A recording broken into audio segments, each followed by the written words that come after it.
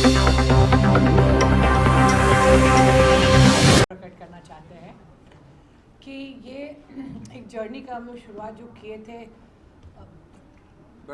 वो उसमें आप लोग का इतना सहयोग प्राप्त हुआ है कि you are always there positivity के साथ बिहार के औद्योगिकरण के लिए और डिपार्टमेंट के साथ हमेशा आप लोग रहे हैं। सबसे पहले तो हम सभी का बहुत बहुत धन्यवाद करना चाहेंगे और हम मेरे को लगता है कि इसी की वजह से आज invest in Bihar hashtag number 1 trend किया है जब MOU का अनाउंसमेंट्स हो रहा था।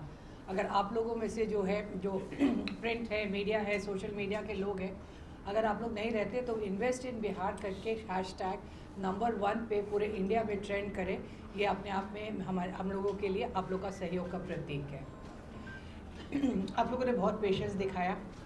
सच बात तो ये है कि हम लोग को पता था कि कितना आएगा, लेकिन जो लास्ट के जो फिगर्स आए हैं वो बहुत हम लोग के लिए भी थोड़ा सरप्राइजिंग हो गया, क्योंकि प्रणव अदानी जी ने स्टेज पे 20,000 का अनाउंसमेंट किया, 27,000 का 23 sorry so that got added in the whole thing. तो वो हमारे लिए प्लस हो गया। वो we were expecting an announcement but MOU wasn't sign, so we were not sure कितना होगा, but that really made a kitty better। तो जैसा कि हमने बताया कि आपको कि 1,80,00,000 यही होता है ना, सॉरी 1,80,000 का हम लोगों ने इसका MOU साइन किया है आज, जिसमें सबसे बड़ा जो आया है वो भर के वो रिन्यूएबल सेक्टर आया है। रिन्यूएबल एनर्जी का सबसे बड़ा सेक्टर है एंड होना भी चाहिए, क्योंकि दिस इज़ द फ्यूचर। और सभी बड़ी जो कंपनीज़ हैं उनका कमिटमेंट है कि हम लोग 2047 तक और उसके बाद 2070 तक हम लोग कार्बन अपना फुटप्रिंट्स बिल्कुल कम कर देंगे। तो 2070 का जो हम लोग इंटरनेशनल सिग्नेटरीज भी हैं कई कन्वेंशंस के, उसको करने के लिए ये बहुत ज़रूरी था कि हम लोग रिन्यूएबल पे फोकस करें, और जो मैक्सिमम हमारे पास आया है वो रिन्यूएबल से आया है। उसके बाद जिसमें 17 कंपनीज़ ने उस पर अपना दिया है और उसमें अराउंड 90,000 करोड़ का आया है रिन्यूएबल्स में। And as an environment secretary I actually feel very happy about it कि रिन्यूएबल्स पे इतना फोकस हुआ। 17 company 90,000। I am not going into figures, actually वो 90,734 वो आपके इसमें होगा। दूसरे नंबर पे रहा जनरल मैन्युफैक्चरिंग का 57 यूनिट्स है, and this is very good because general manufacturing को इमीडिएट हम लोग स्टैब्लिश कर पाते हैं। तो जैसे कि अगर उनका हमारे पास MOU हुआ, वो जैसे स्टेज 1 क्लियरेंस के लिए आएंगे तो वी कैन इमीडिएटली स्टार्ट। तो इनका जेस्टेशन पीरियड छोटा होता है। तो इसमें 30% हमारा जो पूरे निवेश है उसका 30% जनरल मैन्युफैक्चरिंग में है, 55,888 का। उसके बाद आया है फूड प्रोसेसिंग सेक्टर, 70 आए उसमें, और 70 में इसमें 13,600 करोड़ का हुआ। उसके बाद 142 में अर्बन इंफ्रा का है, ये छोटे प्रोजेक्ट है, 142 है लेकिन वो 5,566 करोड़ का है। उसके बाद हेल्थ का है, टूरिज्म एंड हॉस्पिटैलिटी में है, रियल एस्टेट में है, लॉजिस्टिक्स बहुत इम्पॉर्टेंट है। अर्बन का 142 में 5,566 जी। और हमारे लिए 2 सेक्टर हमारे लिए बहुत इम्पॉर्टेंट थे। एक जो हमारे डिपार्टमेंट के परव्यू में नहीं था, IT। तो IT में आपको जैसे पता है कल ही उन्होंने MOU किया अपना, और उसमें करीब 43 कंपनी से हमारे डेटा के अनुसार 1,600 है, बट उनके अपना भी डेटा मिला के 4,000 है जो कल उन्होंने ऑलरेडी कर लिया है। लॉजिस्टिक्स हमारे लिए एक बहुत बड़ा क्षेत्र बन के उभर रहा है, और इसमें बहुत बड़ी कंपनीज़ हैं जो इसमें इंटरेस्ट शो कर रही हैं, और इसमें लगता है कि आने वाले अभी इसमें हमारे पास 12 प्रपोजल्स मिले हैं, 2,160 करोड़ का है। लेकिन ये आने वाले समय में logistics going to be a very big, और जैसे कि बड़े बड़े लोग इसमें वेयर हाउसिंग और लॉजिस्टिक्स का करना चाहते हैं, तो हमारा अभी इंटेंट आ ही रहा है। I think it will grow into a bigger sector. दूसरा टूरिज़्म है, जैसे कि आपको पता है कि अभी बहुत 5 स्टार होटल्स का LOI हो चुका है, लेटर ऑफ इंटेंट हो चुका है, LOI सॉरी। और टूरिज़्म में 2,900 करोड़ का करीब आया है, 13 प्रपोजल्स। और जो एक बहुत सरप्राइज पैकेज था हमारे लिए भी, वो था स्किल डेवलपमेंट का।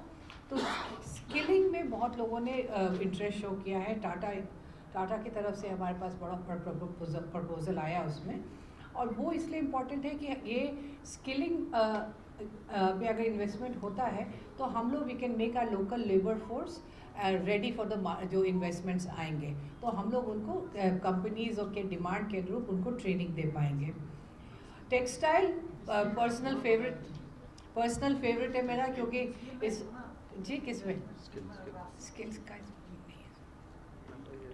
स्किल्स का कितना, अच्छा 1200 करोड़ का है। टाटा का कितना है बता देते हैं अभी, ठीक है 400 है। तो सब डिटेल हो गए।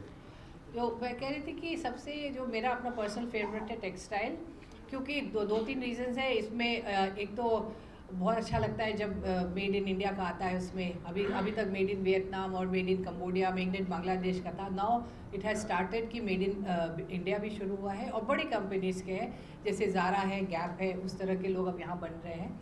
और प्लस जो डब्ल्यू है, विमेन जानते होंगे, डब्ल्यू है और ओरेलिया है, ये सब जो है उनका भी यहीं पे बन रहा है। तो personally I feel very happy about it. और ऑल्सो उसमें कि 80% वर्कफोर्स है उसमें विमेन का है, तो सेकेंड रीज़न वो है। और थर्ड रीज़न ये कि हम उनकी वजह से हम लोगों ने कल कैबिनेट में अप्रूवल हो गया कि women can work up to 10 o'clock at night. हमने बहुत इसके लिए प्रयास किया था लेबर डिपार्टमेंट से। सो आई थिंक आने वाले समय में textile is labour intensive, women empowerment का भी है। और मेरे को लगता है कि ये एक जो ब्रांडिंग जो इंडिया का बाहर में होगा वो इससे होगा। तो टेक्सटाइल में हमारे पास टेक्सटाइल के इन्वेस्टमेंट छोटे होते हैं, एम्प्लॉयबिलिटी ज़्यादा होती है। तो 24 हमारे यूनिट्स आए, इट्स अ बिग नंबर। और इसमें 1295 करीब 1300 करोड़ का इन्वेस्टमेंट है।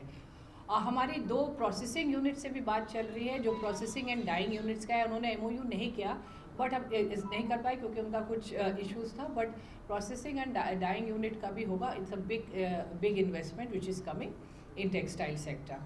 और प्लास्टिक और रबर है, उनका 5 यूनिट्स का आया है 665 करोड़ का।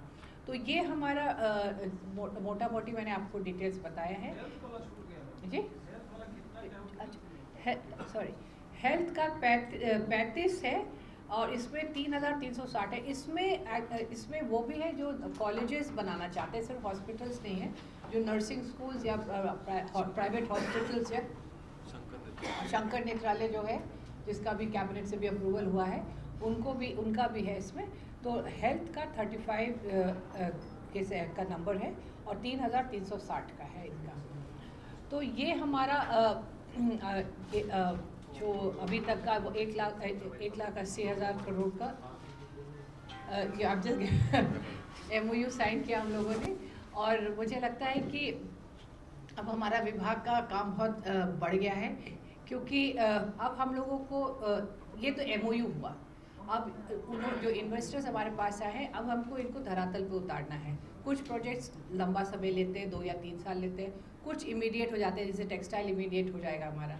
तो हम लोग उस तरह से अब करके हमारी अब अगली रणनीति यही है कि किस तरह से ये इनको हम लोग एक्चुअली ग्राउंडिंग कर दें। और इसके लिए जैसे बताया कि हम लोग ऑलरेडी प्रोसेसेस शुरू कर दिया हम लोगों ने, ताकि आने वाले समय में हम आप इसको अनदर 1 ईयर में प्रोग्रेस दिखा सके कि इतने में से इतना का हमने ग्राउंडिंग कर दिया है। 423 यूनिट आ गए हैं, 423 यूनिट 180,899, ये एग्जैक्ट फिगर्स है 180,899।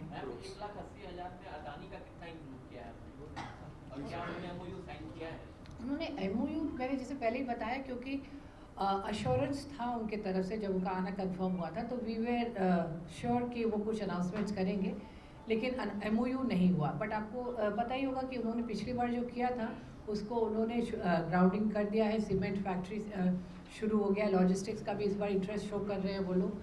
तो मुझे लगता है कि MOU तो नहीं हुआ है, but they will move fast.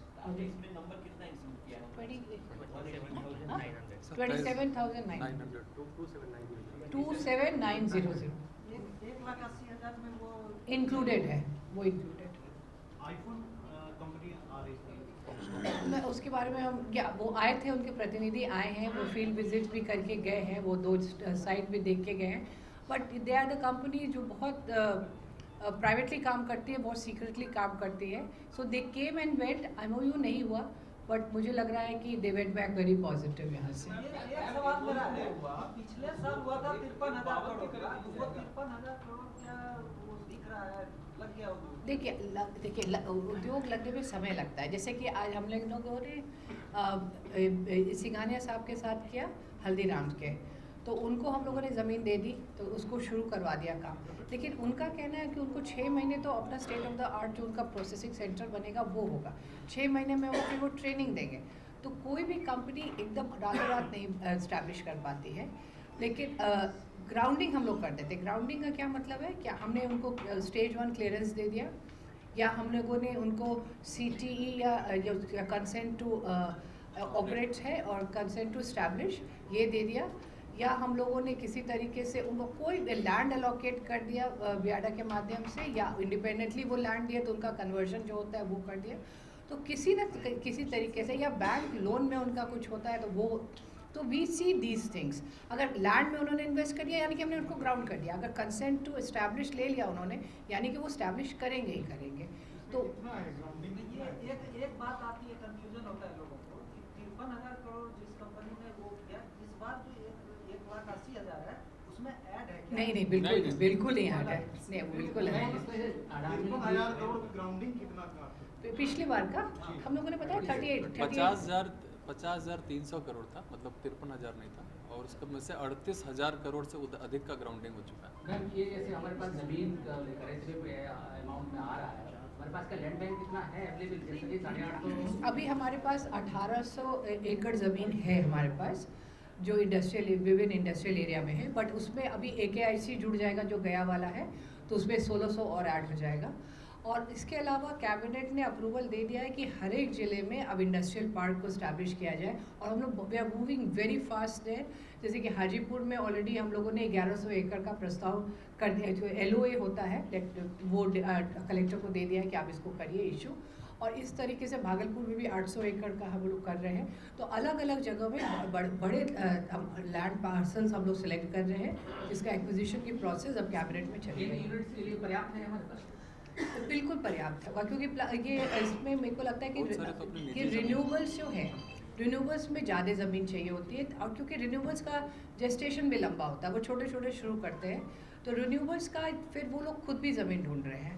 They are वो सिर्फ हम पे डिपेंडेंट नहीं है, क्योंकि उनका बहुत बड़ा लैंड का रिक्वायरमेंट होता है, तो वो अपना भी ज़मीन करते हैं। बाकी के लिए we are quite ready for it.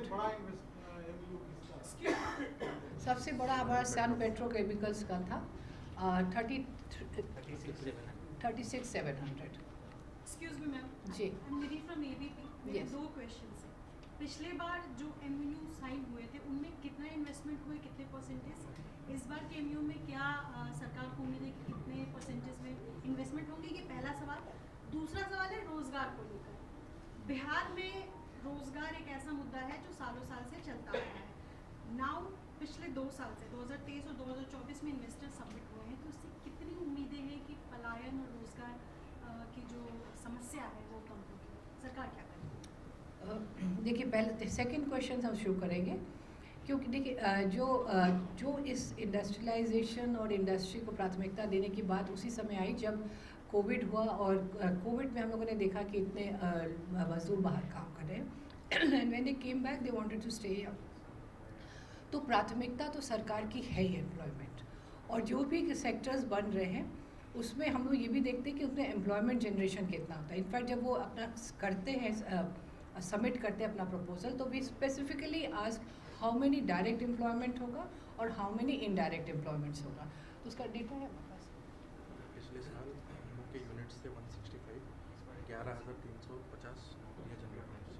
देखिए, डायरेक्ट जो एम्प्लॉयमेंट जनरेशन की बात अगर हम लोग करेंगे तो 23-24 में चलते हैं। हाँ, 23-24 का अगर दिखाए तो उसमें हम लोगों ने करीब 10,000 के करीब किया है एम्प्लॉयमेंट जनरेट। डायरेक्ट एम्प्लॉयमेंट की बात हो रही है। जैसे कि फॉर एग्जांपल बॉटलिंग प्लांट है, वो कहते हैं कि हम कोका कोला को करते हैं, लेकिन वो कहते हैं कि डायरेक्ट में हमारा करीब 500 लोगों को हम करते हैं, बट जो इनडायरेक्ट होता है, जो डिस्ट्रीब्यूशन नेटवर्क होता है, जो लोग उसको कैरी करते हैं, ट्रांसपोर्टेशन होता है, तो उसका बहुत बढ़ जाता है।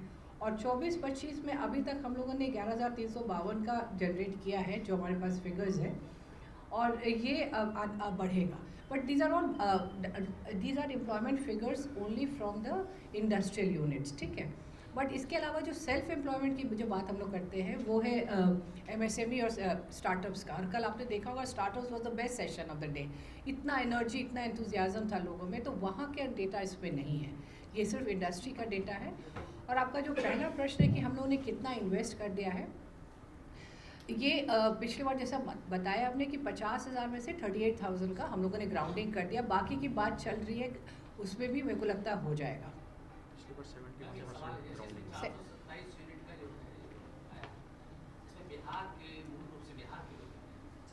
ये मैंने बोला था बनाने के लिए, लेकिन है कि नहीं पता नहीं। देखिए, एक तो हम आपका हाँ नहीं, लेकिन नहीं, आपका प्रश्न बहुत अच्छा है कि बहुत, क्योंकि जो लोगों को यहाँ पर लेके आ रही है वो एक अपना जो जन्मभूमि है उसके लिए कुछ करने का भी जो सेंटिमेंट्स है वो भी है। और हम तो इतने लोगों से मिले हैं, उनमें से जो बड़े छोटे लोग हैं उन्होंने छोटे नहीं कहना चाहिए, wrong, small amount of investment है उनका, वो उनका 5 करोड़ का है, लेकिन सो रेलेवेंट है, पैकेजिंग यूनिट का कर रहे हैं, इतना एम्प्लॉयमेंट जनरेट का, और ये सब बिहार के लोग हैं। तो छोटे जो इन्वेस्टमेंट्स हैं आ रहे हैं वो बिहार के हैं, but I don't think I have the data कि कितने बिहार के 80% हो जाएगा। लार्जर वही बता रहे कि बड़े जो यूनिट्स हैं बाहर के हैं, लेकिन छोटे वेरी रेलेवेंट यूनिट्स जो है जो एम्प्लॉयमेंट जनरेट करेंगे वो यहीं के लोग के हैं। जितने MOUs हुए हैं तो उसमें कितने ज़मीन की ज़रूरत होगी उनके डिमांड के हिसाब से? देखिए, अभी MOU में जो हम लोगों ने जो अभी बात की, जैसे कि हम लोगों ने ये सब पेट्रोकेमिकल को दिया, हम लोगों ने जो सबसे बड़ा ज़मीन का डिमांड उन्हीं का है, तो उन्होंने अपना डिमांड प्लेस किया है, उन्होंने कुछ एरिया स्पेसिफाई किए हैं। हम लोगों ने कहा है कि हम लोग अपनी तरफ से देंगे, आप भी अपनी तरफ से कीजिए।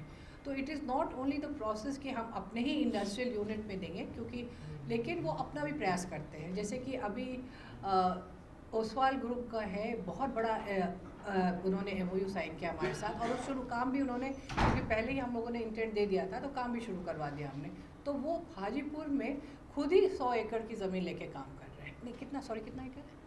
50 एकड़, सॉरी, 50 एकड़ ज़मीन का उन्होंने खुद फार्मर से जाके बात किया, वहाँ पे लॉजिस्टिक्स का कर रहे हैं। तो ज़रूरी नहीं कि वो हमारे ऊपर ही लैंड के लिए डिपेंडेंट हो, ये इंडिपेंडेंटली भी करते हैं। HUL की बड़ी फैक्ट्री लगी है हाजीपुर में, उन्होंने खुद ज़मीन लिया। तो ज़रूरी नहीं है ऐसा कहा कि हमारे पे ही डिपेंडेंट है, वो अदरवाइज़ खुद का भी प्रयास करते हैं, क्योंकि उनका इंटेंट स्ट्रॉन्ग होता है कि हाँ करना ही है। अभी कर देते हैं, नहीं अभी कर देंगे, आधे घंटे में आप लोग सब कुछ चला जाएगा। इनफैक्ट हम आधे घंटे में हम लोग आपको